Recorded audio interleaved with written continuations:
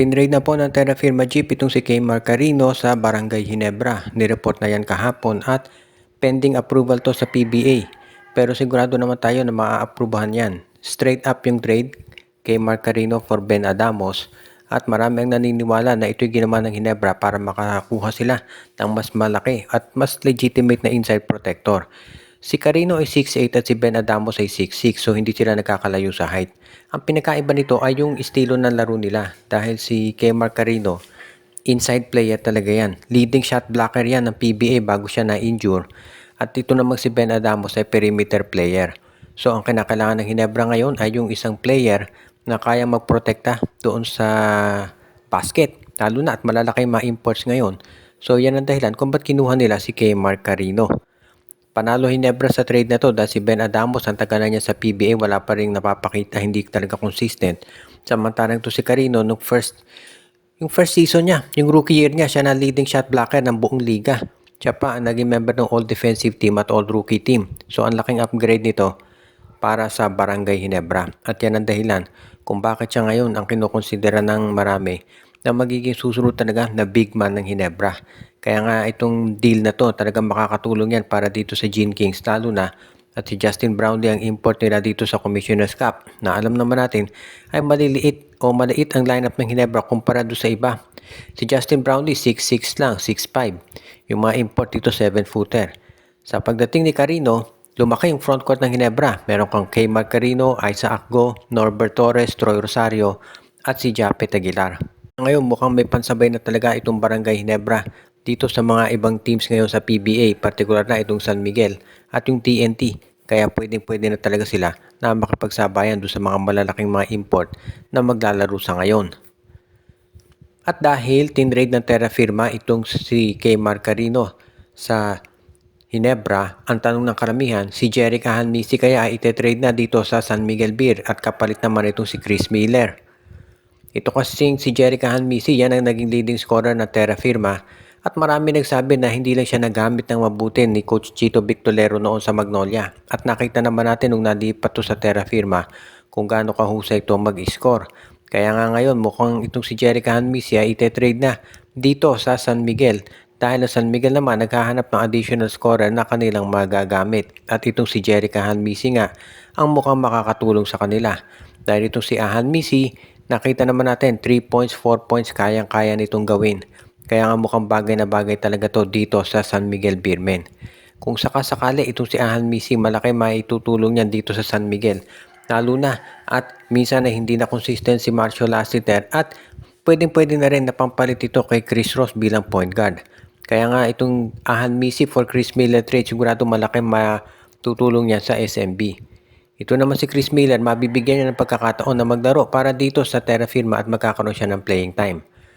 Maraming nagsasabi na ito si Miller hindi lang talaga nabibigyan ng minuto dito sa San Miguel at sa Terra Firma. Sigurado magkakaroon siya ng minuto dyan. Kaya nga good news ito para kay Chris Miller na gusto nang makuha talaga ditong yung kanyang status dito sa PBA. Gusto niya patunayan sa lahat na kaya talaga at deserving siya maglaro dito sa liga. Mahirap gawin niya sa San Miguel dahil ang daming mga guards at wingmen doon.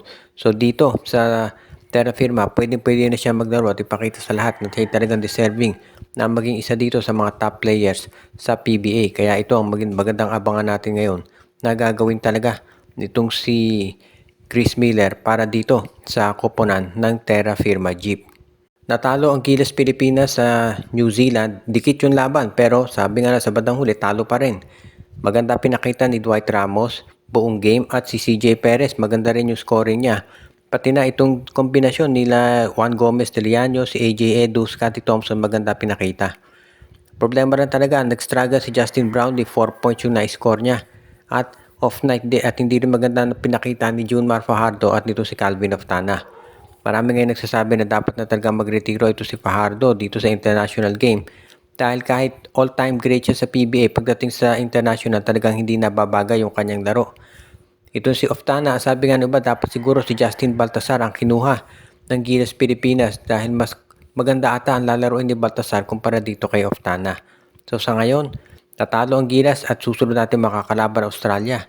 Unang-una kinakailangan makabawi itong si Justin Brownlee. Kinakailangan maganda ang scoring niya At syempre si Kevin Kiambao, 2 points lang dito sa game. So kinakailangan isa pa yung player na makabawi. Kaya yan ngayon yung tinitignan natin na dapat gawin ng Gilas Pilipinas na pagbabago. Kung sakasakali, okay na rin para dito sa Gilas dahil naipakita nila na kaya nilang dumikit ng laban kahit na 4 points lang si Justin Brownlee. Sigurado na sa susunod na game babawi ito si Brownlee at yan naman talaga ang kinakailangan ng Gilas Pilipinas ngayon. Dahil kung sakasakali, magiging okay talaga to para dito sa Gilas Pilipinas kapag nakabawi ito si Justin Brownlee. Ngayon, kinakailangan din natin siguro i-consider yung magiging future. Dahil nga nag-i-struggle na to si Brownlee at syempre 37 years old na to, mukhang kinakailangan na talaga na humanap ng kapalit. Ang tanong, si Benny Boatwright ba talaga yung nababagay na kapalit dito? Dahil nakikita natin nag-i-struggle ngayon doon sa Korean Basketball League, ito si Boatwright. So baka kinakailangan maghanap itong Gilas Pilipinas ng iba pa na pwedeng maging option na pampalit para dito kay Brownlee. Ang balita pa lang ngayon na itong si Shawnee Winston na baka hindi magtagal dito sa NLEX Road Warriors. At ang eventual destination daw nito ay ang TNT Tropang 5G. Ito ang lumabas to sa artikulo ni Homer Sison sa Spin PH. At kung sa bagay, yung mga insiders naman at yung mga matagalang nanonood ng PBA hindi na magugulat dito. Dahil usually naman yung mga top players ng TNT or ng NLEX talagang napupunta dito sa TNT. Nakita na natin si Calvin Oftana, yung draft pick ng NLEX na dapat ginamit kay Mikey Williams binigay sa TNT. And of course si Brandon Rosed yan din napunta at walang naniniwala na si Robert Bolick hindi mapupunta yan sa TNT eventually. Kaya nga ito nakikita natin na baka mangyari talaga itong si Robert Bolick or rather ito si Shawnee Winston mapunta yan dito sa TNT baka kapalit ni RR Pugoy. Kaya nga yan ang masasabi talaga natin na hindi na nakagugulat kung mangyayari. Pero sa ngayon syempre si Shawnee Winston nakafocus siya dito sa NLEX Road Warriors at sinabi niya excited na rin siya na maglaro para dito sa koponan ni Coach Jong Wichico. Tignan natin kung anong mangyayari dyan. Pero kung gumanda ang laro ni Winston dito sa NLEX Road Warriors, sigurado na sooner than later ita-transfer yan sa TNT. Lalo na kung hindi na naman manalo ang TNT dito sa Commissioner's Cup. Of course, malaki chance nila dyan dahil nandyan si Bol Bol. Pero marami ding mga magagaling na imports dito at syempre sabi nga nila, kinakailangan din consider ng TNT yung future ng team. Kaya nga baka itong si Robert Bolick or rather itong si Shawnee Winston ay trade na dito sa tropa. Kung magkakaroon ng trade, sigurado may involve ang Blackwater dyan para ma-facilitate ito dahil sister teams ng NLEX at TNT. Kung sakaling matuloy yung trade, makikita talaga natin dito na magiging maganda ang kalalabasan nito para dito sa TNT tropa at syempre kay Shawnee Winston. At bago tayo magtapos ay batiin natin yung mga regular natin mga viewers, sila Joshua Giray, Espejo at Rosales family, si Katsakino Dukusin, Jonel Alagon, si Romeo Conchada, pinabati din natin si Monde Guzman, si RG Bueno, si Valyari Mascarillas, si Edwin Carmona Jr., Enju, Dexter Domer, pinabati din natin si Anthony Alon, si Michael D., Ireneo Salangsang at lahat ng mga viewers.